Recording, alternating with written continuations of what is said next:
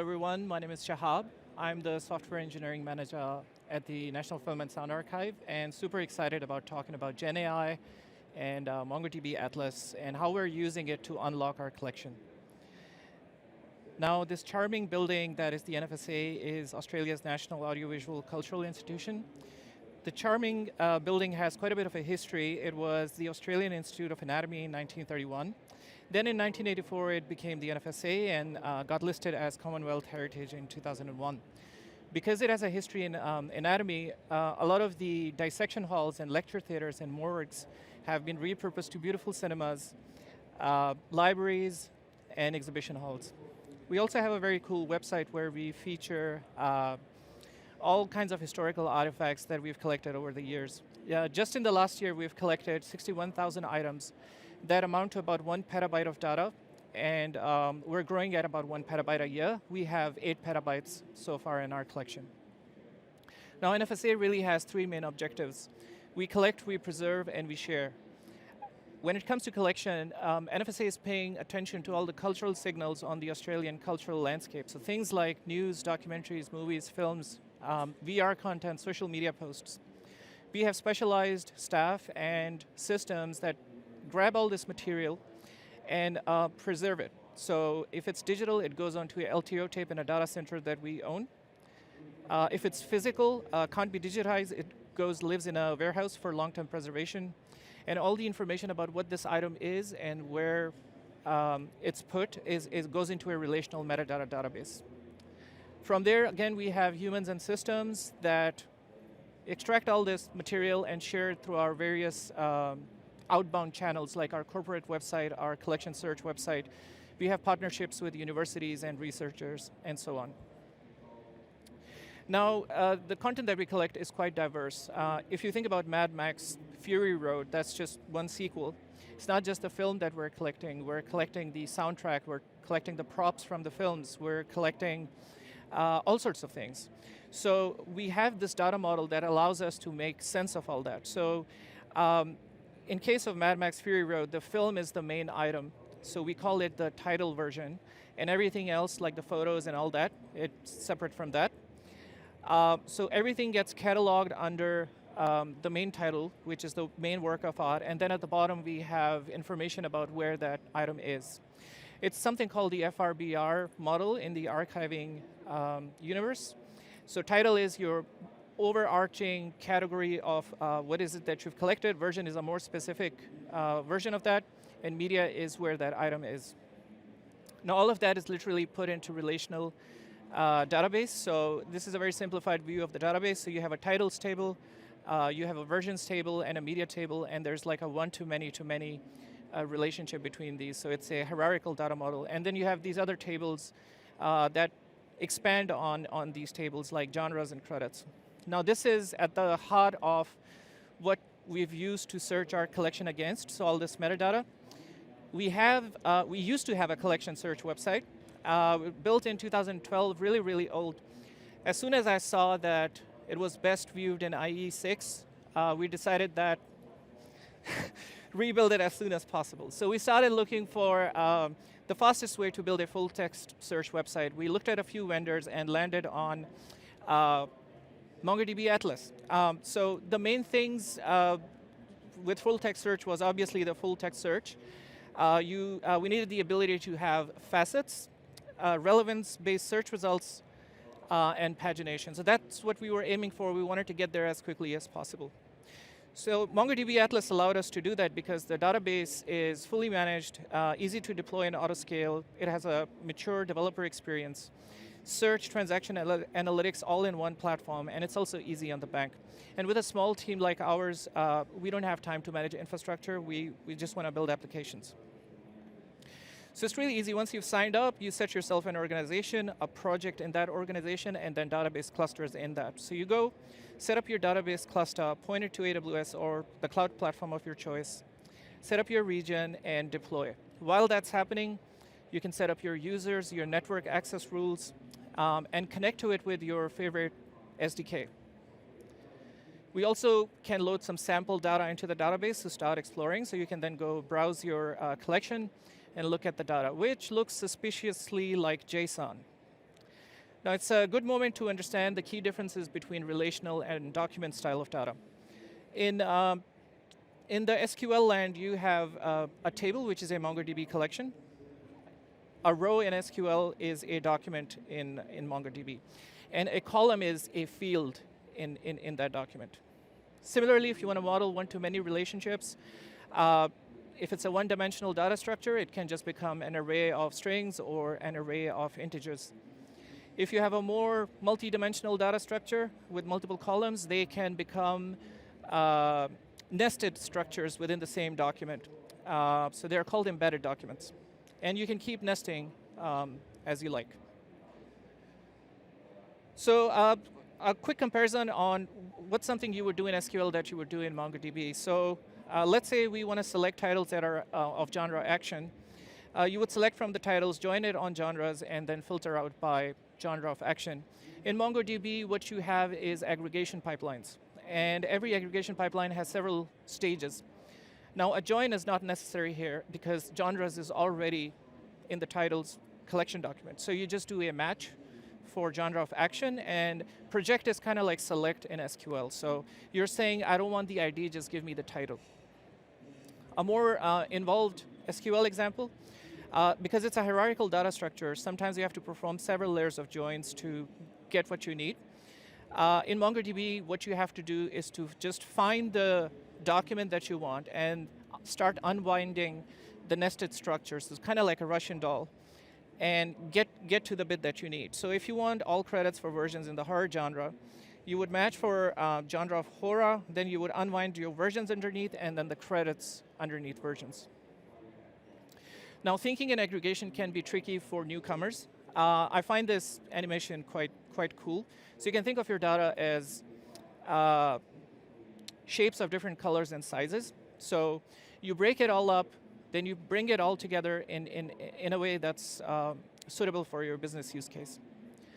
Now, if you want to get good at it, I highly recommend this course on the MongoDB Uni, which is free. It's MongoDB for SQL professionals. It helps you translate your SQL knowledge to MongoDB. The YouTube channel has some really good full stack based tutorials. There's this awesome book by Paul Doan, Practical MongoDB Aggregations. If you really want to get down to the infrastructure level on like why your queries are fast or slow, like this is a great book to get a complete understanding of what's happening under the hood. Then there's this book by Alex Debris, who is an AWS data hero. Now, DynamoDB is a whole other beast, but it also uses a lot of the single collection type of data modeling advice. So there are some later chapters in the book that cover some real-world examples that you could really benefit from when modeling in MongoDB. And it's big on knowing your access patterns before you model anything. And if you're like me, you just want to jump straight into code, there are SDKs available for your favorite language. Now we know what data looks like in MongoDB. It's time to bring your data into MongoDB. So there are two options. You can either write your own ETL, or you can use the awesome MongoDB Relational Migrator. Here's a demo of MongoDB Relational Migrator by Tom Hollanda, who's the product manager for this. It's a visual way of writing your ETL. Takes a lot of work away from your shoulders. It also has some new generative AI features that infer your relational schema. In our case, when we were building this, we didn't have the relational migrator tool, so I wrote my own ETL using these two functions in SQL that are quite common. I didn't know about them. JSON aggregator and JSON object. So you can write your SQL as nested subqueries and then use these functions to compile JSON out of it. So if you have a hierarchical data structure with one-to-many, you can just get straight JSON out of it. Just make sure that you have the right indexes set up on your database so you can get a good throughput. So in our case, that was the case, and it worked fine for us. Importing all of that into MongoDB is quite straightforward. You bring in your MongoDB client, the JSON data that came out of the SQL query, and you insert that into your titles collection using the insert many function. Now, if you want to go down the custom ETL path, you need to know your CRUD operations, so that's all in the documentation. There are some great bulk write operations available to you. Also, a PySpark connector, if you're using PySpark by any chance. So all the data was now in the MongoDB Atlas cluster. This is the real data. Now we can perform CRUD on it. We can query it, but we can't really search yet because we haven't set up our search indexes. So the next thing is to go into Atlas Search and start creating your indexes. I've got one already, so I'll show you what it looks like. You can build these indexes using a GUI, or you can write it as JSON. I personally find JSON more intuitive. In this JSON, you're just saying, this is the field, it's a string, and I need to index it as a keyword, or as a Lucene English keyword. Or this needs to be a facet. This is a date. This needs to be a range. This is geospatial data. And also vector search, which I'm going to be talking shortly about. Now, once I had my data, and I wanted to quickly see the shape of the data, like how big is it? Charts is an integrated tool in Atlas, which you can just start using charts. There's no ETL tags. So this is a good example of a heat map that lets me see all the genres we've collected over the years, and also how our collection has been growing since 1984. Creating a chart is quite easy. You click on Add Chart. You pick the collection that you want to chart, and some of your documents will get sampled so it can learn what sort of fields exist in your data. You can pick from a lot of chart types, customize the look and feel, and they've recently introduced natural language-based chart building. I haven't tried it, it's so new, like when I was making the presentation, I found out about it, so I'm looking forward to trying this out. Now all we have is a database cluster. Now it's time to bring it in front of the world. To do that, we built a very lightweight, fast, node-based API client on EC2. Put Elastic Load Balancer in front of it, CloudFront in front of that, WAF in front of that, and finally out came the API for the collection. Now there's CloudWatch, SSL Cert Manager, all of those things also running, but I'm not showing that for simplicity. The front end was a lot simpler. We're using AWS Amplify to do all of the front end work. So we built the site as a React website, and AWS lets you manage all the CI/CD deployment, hosting, all of that. So it's really easy. So remember this? Gone. So this is the new website built in React. My front-end developer, Scott Beardrow, did an amazing job. It was his first React project. So yeah, you do your keyword searches, you apply your filters, and you perform search. Out comes the search results. There is search highlighting, ability to filter results using facets. You can click into a search result and learn more about it. You can see credits, any data relationships it may have with other records, and holdings. So that's like, what do we have in our collections? It looks like we have a physical AV material. If this is something I want, I will add it to my list and then make an access request for it. Now, a lot of this content is copyrighted, so we have to go ask permission from who actually owns this material. So you fill out a simple form, say your project deadline, and submit. This makes an API call to our ServiceNow platform, which then becomes a ticket, and it's a service fulfillment from there. Just by doing that, we tripled our traffic, and we've also increased our revenue because of that. So we're passing that revenue on to our donors. Now, in terms of what's happening behind the scenes, so when you're interacting with the front end, API calls are being made. Get parameters get passed to our node server, and then it becomes an aggregation pipeline, which is like a search pipeline. You say, I want the counts back, I want highlighting, I want it to be faceted search, so there are operators like should match, must match, filter. You say, like, I want to search in the path of title, these are my keywords. If it matches, give it a boost of 30. Slop means how far these keywords can match. And again, you could match it in other fields, give it a different boost. In summary, we give it a slightly lower boost. So we're prioritizing what gets matched in the title. Filter is all of the, when you click on the facets on the left, like all of that gets passed here. Facets is what information do you need for your facets? What do you want returned as your facets? Finally, you have the skip and limit. And that lets you paginate your results. When you run this aggregation pipeline, we get a custom JSON structure back that we can control. We get the results and some metadata about the results. Within the results, it's all the information that we present to the user. Production dates, countries, places, credits. Highlighting, so we have information about like what got matched, so the front end can then sort of highlight that. So all of that information is there, and you also get a match score. And you also get the full document level match score. So all the results are sorted by this score, which lets you do relevance-based searches. And the metadata just returns the total number of matches and all the facets that you could then present to the user in the left column. Now that was all lexical search. Now we're moving into semantic search. So I spoke about the diversity of content that we have, and all of that is being stored as tables and columns, basic metadata. And there's just so much content. Like you would describe the title, you would write a bit of a summary, you would say it's documentary. But come to think of it, just within a 20-minute video, there are so many stories that are being spoken about. Names of people mentioned, name of places. So yeah, we thought it was really important to really see what's in the collection and start extracting knowledge from NFSA's raw collection. So we, for our R&D dataset, we used the NFSA's oral history collection as an example.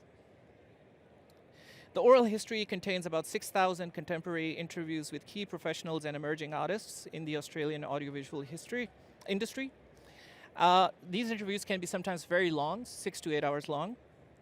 And they are rich with knowledge, like named entities, relationships. And for about 1,000 of these oral histories, we do have human transcribed transcriptions. So we took the audio, we run it through a transformer-based speech-to-text recognition engine, and we could find out how many speakers were talking in this audio, what was the language, and then you get segments for the speech. So as people are talking, you get segments and timestamps, like this was said by this person at this time.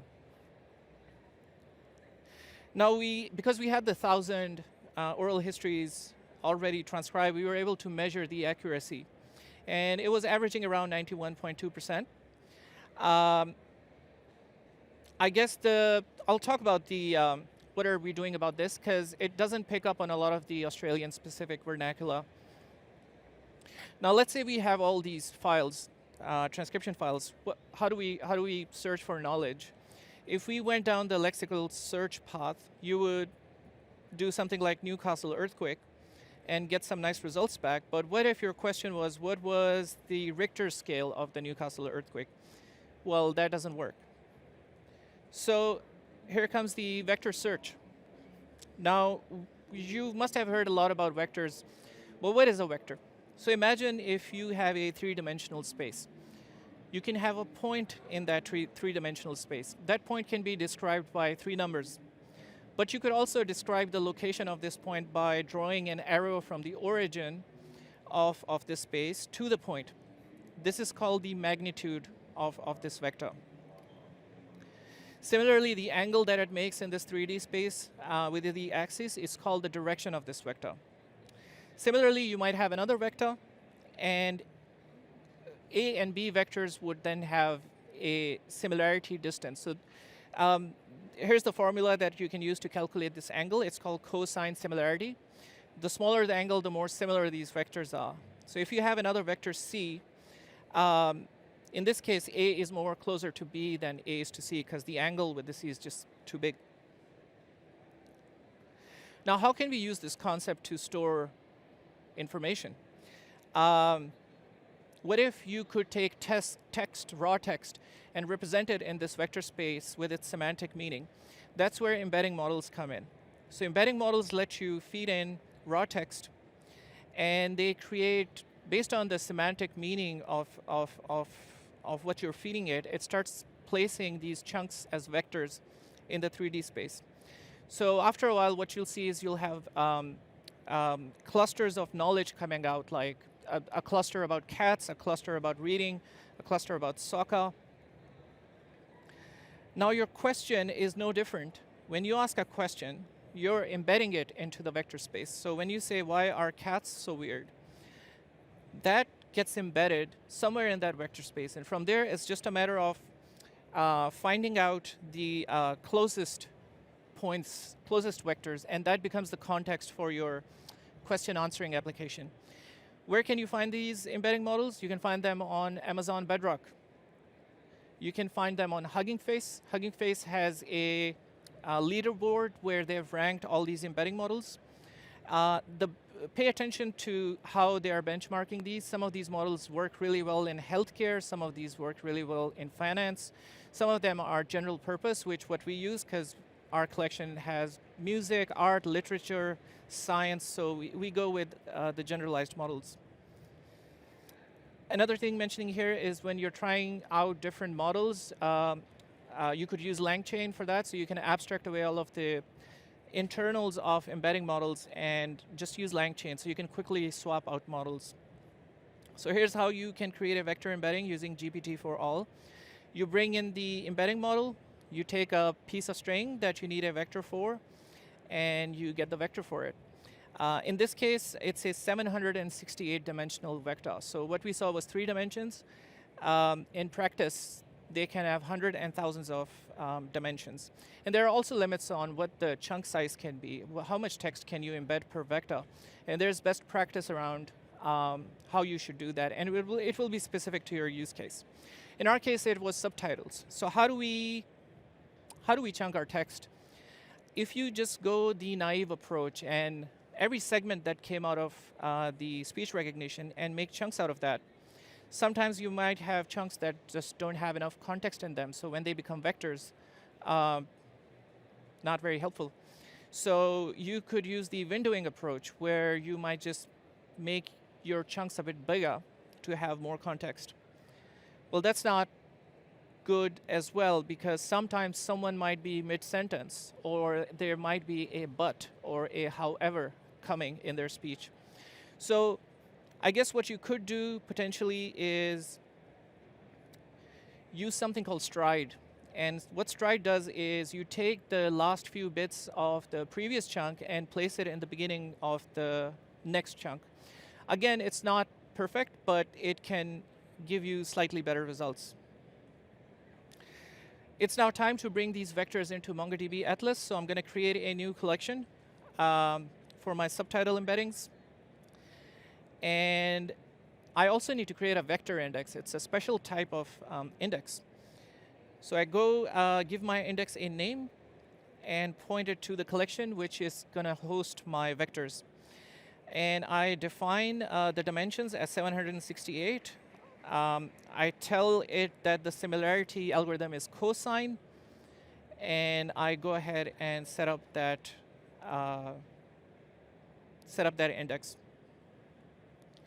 Now loading these vectors into MongoDB Atlas is quite straightforward with LangChain. I built a custom LangChain document loader, which lets you just specify what's the window size, what's the stride, and also embed some additional metadata so I could connect this vector back to all the collection metadata I already have in my collection API. So from there, you connect to the database, and you just say, please load all these vectors into MongoDB, and it does that. So now I can look at my vector embedding. So those huge numbers you just saw, there are 768 dimensional vector. Now it's time to build a RAG application. So I can bring in my MongoDB client, all my imports from LangChain. I bring in the embedding model. I bring in the large language model. I write a basic RAG template, just answer from the context provided. Don't make things up. And yeah, connect my MongoDB store, initialize a chain. Then I created a generic ask function, which you can pass a question. That question gets passed to the similarity search function. I get a few vectors back, then I loop over those vectors and add it with more context. So I go talk to, because I had that metadata in there, I can talk to my existing API and bring in more context. Like, this is the collection item you're about to answer for, and here's the summary, and here are the people in this podcast or interview. And then I run my chain and print the results to the console and just ask a series of questions. Like, when did Ben Mendelsohn's career take off? What role did Animal Kingdom play in Australian actors' lives? And that gives us like some good results, like when did Ben Mendelsohn's career take off? Ben Mendelsohn's career took off in 1987 when his film My Voice Broke. So that's a huge leap from what we've been doing. I also noticed when I was making this presentation that I'd made a typo in Ben Mendelsohn's last name. And yeah, it worked. It seems to have tolerance for typos. Now, the other thing I wanted to try was LLM function calling. So what that means is that you can take the question that the user is asking and convert it to an API call. So you can use something called one-shot learning, where in your prompt you describe the schema of your target API. You give it the question and say, can you estimate what this API call needs to look like? So here's a demo for that. This is a chatbot I built. You can still give it personality. You can have a system prompt. Who are you? I'm a NFSA chatbot. What documentaries do you have from the World War I era? So it looks at that and figures out what the genre is, figure out what the date range is, whenever the World War I happened, and returns the results in Markdown with references. So very classic RAG-based, RAG-like interface. And you can always go back from there to the main collection website to learn more about that.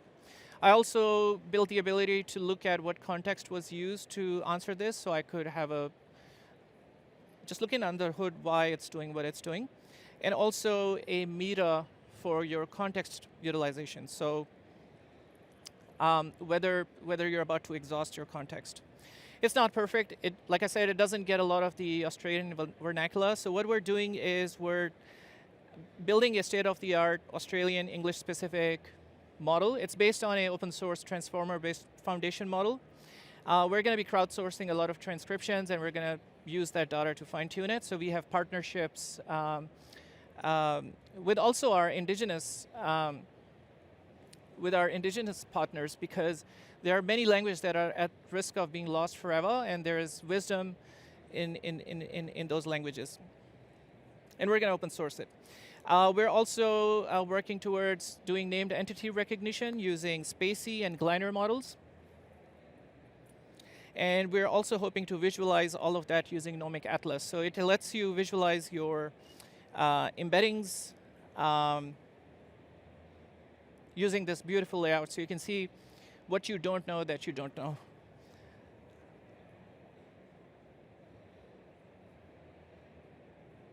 I have only 30 seconds left, so I'm like, what am I going to do with these 30 seconds? Yeah, if you have any questions, come talk to me. I'll be at the MongoDB booth after this. Yeah, thank you for your time, and I hope you learned something.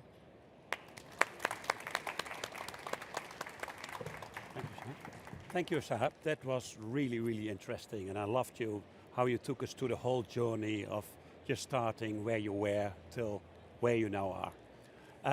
Quick ask from us, if everybody could download the iOS app if you don't have that yet, and do the rate the session as well. That will really help us with getting these things going and making these sessions better. So in 10 minutes time, we're going to have our next session, and we're going to actually dive further into the vectors. So we're going to have a session from Mohammed, from our AWS organization, around open source. So see you in 10 minutes. Thank you.